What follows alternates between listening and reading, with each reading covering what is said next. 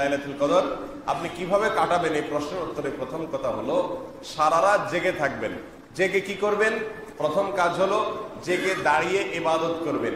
তারাবির সালাত আদায় করলেন, শুধু এটাই শেষ না, তারাবির সালাতের পরে দুই রাকাত করে নফল নামাজ যত খুশি পড়বেন এবং প্রতি রাকাত যত বেশি পারেন দীর্ঘ করবেন, লম্বা করবেন।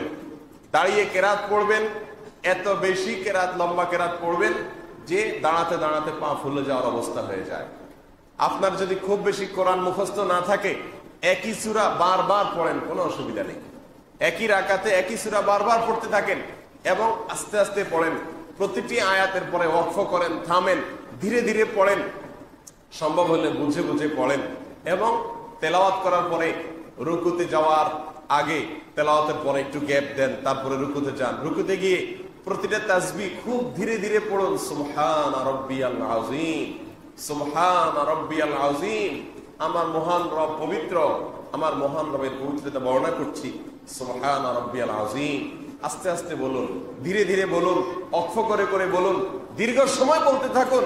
আল্লাহর পবিত্রতা বর্ণনা করতে করতে রুকুতে মাজা ব্যথা হওয়া পর্যন্ত রুকুতে থাকেন।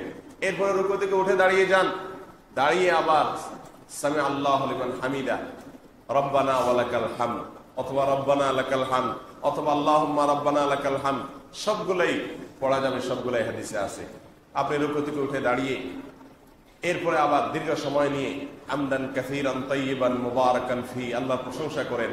কিছু না পড়তে পারলে দাঁড়িয়ে থাকেন, অন্তত 1-2 মিনিট দাঁড়ায় থাকেন। এরপরে আস্তে করে সিজদায় যান। সিজদায় আবার 2 মিনিট 3 মিনিট সময় নেন। আস্তে আস্তে সিজদাগুলোতে তাসবিহগুলো আস্তে আস্তে পড়ুন, দীর্ঘ সময় ধরে পড়তে থাকুন। সিজদার পরে আস্তে করে মাথা উপরের দিকে উঠেন, হুলস্থুল করবেন না, তাড়াহুড়া করবেন না। উঠে মাথা সোজা করে টনটন করে বসে, দাঁড়িয়ে বসে দীর্ঘ সময় আবার অপেক্ষা করেন, আবার সিজদায় যান। এভাবে ধীরে স্থিরতার সাথে সালাত আদায় করুন। 2 রাকাত করে আপনি এভাবে সারা রাত ধরে যত বেশি পারেন আদায় করুন। কারণ রাসূল আকরাম সাল্লাল্লাহু আলাইহি ওয়াসাল্লাম বলেছেন, মান কামা লাইলাতুল কদরি ঈমানান ওয়া ইহতিসাবা, যে ব্যক্তি লাইলাতুল কদরে ঈমানের সঙ্গে ইখলাসের সঙ্গে দাঁড়িয়ে নামাজ আদায় করবে, লাইলাতুল কদরে নামাজ আদায় করবে, লাইলাতুল কদর জুড়ে নামাজ পড়বে, গফিরা লাহু মা তাকাদ্দামা মিন যামবি, তার পেছনের জীবনের সমস্ত গুনাহ মাফ করে দেওয়া হবে। এই জন্য ভাইরা আমার, লাইলাতুল কদর কিভাবে কাটাবেন সে প্রশ্ন উত্তরে প্রথম কথা এটাই যে এ রাতে দাঁড়িয়ে বেশি বেশি নামাজ আদায় করবেন। কিভাবে কাটাবেন? বেশি বেশি নামাজ আদায় করবেন। দ্বিতীয় কাজ হলো বেশি বেশি দোয়া করবেন, আল্লাহর কাছে চাইবেন। কি চাইবেন? মানুষ যেহেতু আমরা দুনিয়ামুখী বেশিরভাগ মানুষ, এই জন্য আমাদের কাছে চাওয়া মানেই হলো চাকরি, বিয়ে শাদী, সন্তান সন্ততি, ভবিষ্যৎ, ঘরবাড়ি, টাকা পয়সা, ব্যবসা বাণিজ্য, ক্যারিয়ার, বাস এগুলোই আমাদের চাওয়া। কারণ একটা কথা আছে, কাকের নজর সবসময় নিচের দিকে থাকে। আমাদের নজর হলো দুনিয়ার এসব জুটা, এগুলাই। আখিরাত তো আমাদের নজরের বাইরের জিনিস, ওইগুলো তো আমাদের টার্গেটের বাইরের জিনিস। জন্য ওইগুলো খুব একটা আল্লাহ কাছে চাওয়া হয় না। চাইলেও শেষের দিকে আল্লাহ একটু জান্নাত দিয়েন, এইটুকু। মানে এটা একটা খাবারের সালাদের মতো আর কি। হইলো জান্নাত দিলেন, কিন্তু মেইন হলো আল্লাহ। আল্লাহ জোয়ান মানুষ হলো আল্লাহ, ক্যারিয়ারটা করতে পারতেছি না, বিয়ে শাদী হচ্ছে না, যাতে করে ভালো একটা চাকরি হয় আল্লাহ, ব্যবসায়ী আল্লাহ যেন আরেকটা দোকান খুলতে পারি আল্লাহ, আর বাড়িওয়ালা আল্লাহ রড বাইর করে রাখছি আরেকটা ছাদ আল্লাহ যেন করার তৌফিক হয় আল্লাহ, একটা হয়ে গেছে আল্লাহ, আরেকটা প্লট কিনে রাখছি এখনো কাজ ধরতে পারছি না আল্লাহ, দেন কিছু ইট বালি সিমেন্টের টাকা দিয়ে দেন আল্লাহ যেন আরেকটা শুরু করতে পারি। ঠিক না ঠিক? বাস ধান্দা একটাই, হায়রে কপাল পড়া। আল্লাহ সুবহানাহু ওয়া তাআলার কাছে লাইলাতুল কদরে চাওয়ার সুযোগ পাইছে, মহান রব্বুল আলামিনকে পাইছে। দুনিয়ার মানুষের কাছে ছোটখাটো জিনিস চাইতে মানুষ লজ্জাবোধ করে না, আল্লাহর কাছে অবশ্য ছোটখাটো জিনিস চাইতেও লজ্জাবোধ করা যাবে না। বরং রাসূল আকরাম সাল্লাল্লাহু আলাইহি ওয়াসাল্লাম বলেছেন, জুতার ফিতা ছিঁড়ে গেছে সেটাও পর্যন্ত সংশোধিত এবং সারাবার জন্য আল্লাহর কাছে সাহায্য চাও। আল্লাহর কাছে চাও যে আল্লাহ জুতার ফিতাটা পর্যন্ত আমার ছিঁড়ে গেছে, এটাকে আপনি সারিয়ে দেন, সংশোধন করেন। অর্থাৎ তুচ্ছ বিষয় আল্লাহর কাছে চাইতে আমরা কার্পণ্য করব না। দুনিয়ার প্রেসিডেন্ট প্রধানমন্ত্রীর সঙ্গে আল্লাহ সুবহানাহু ওয়া তাআলার একটা বিশেষ পার্থক্য এবং বৈশিষ্ট্য। তবে শুধুমাত্র জুতার ফিতাই চাইলেন আর বড় বড় জিনিসগুলো চাওয়া থেকে বাদ দিয়ে রাখলেন আল্লাহর কাছে, এটা তো আল্লাহর শানে যায় না। এই জন্য ভাইরা আমার, লাইলাতুল কদরে আল্লাহর কাছে আপনি সবচেয়ে বেশি চাইবেন কি? মাগফিরাত। ওয়াল্লাহি আমাদের সবচেয়ে বড় সমস্যা হলো আমাদের গুনাহগুলা।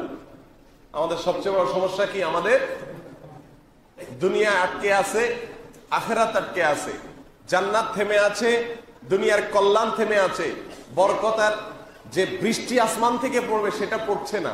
এই সবগুলোর মূল কারণ কি? আমাদের অপরাধগুলো।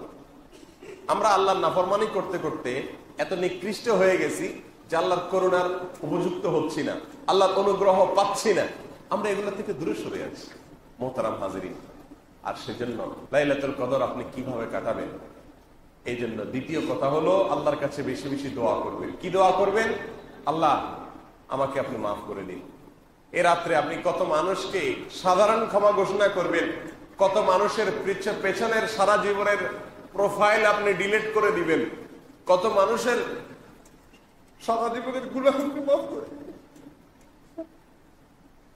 কত মানুষকে আপনি আজ একটা ক্লিকে তার সমস্ত প্রোফাইলকে পরিষ্কার করে দিবেন, একটা ক্লিকে তার জীবনের সমস্ত অপরাধ, সকল গুনাহ বোল্ড আউট করে দিবেন, তার প্রোফাইল ক্লিন হয়ে যাবে। আল্লাহ আমি যেন সেই সৌভাগ্যশীলদের কাতারে যেতে পারি, আমি কপাল পড়া যেন তাদের কাতারে থাকতে পারি।